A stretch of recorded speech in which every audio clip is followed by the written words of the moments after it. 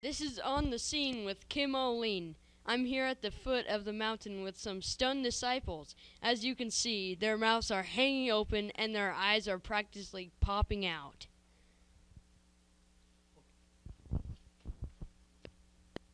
I guess the disciples are so amazed they can't even speak, so we'll have to imagine some of what might have happened here on this mountain and ask them yes or no questions. According to our sources, earlier today on this very spot, an amazing event occurred. Jesus took Peter, James, and John to the mountain to pray. Nod if that's correct. It must have been a long trip up the mountain because the disciples were exhausted and fell asleep. I can just picture them snoring like freight trains. When Jesus was praying, something astonishing happened. His face changed and his clothing became dazzling white. We can only imagine that the disciples were so dazzled that all they could do was blink and shake their heads, as if they thought they were dreaming. That's not the end of the story, folks. Two great men of faith appeared with Jesus, Moses and Elijah. The amazing thing is that these two men lived long ago. How could they have gotten here?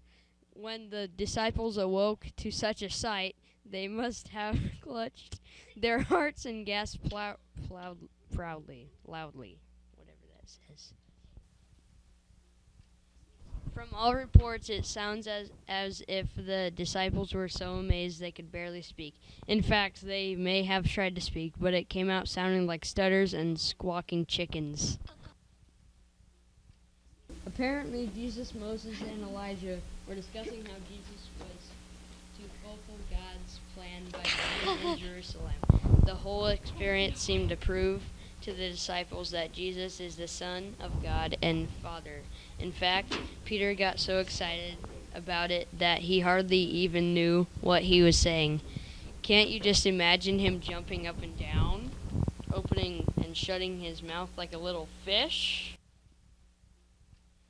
As Moses and Elijah were leaving, Peter didn't know quite what to say, so he blurted out something about building a shelter for Jesus, Moses, and Elijah.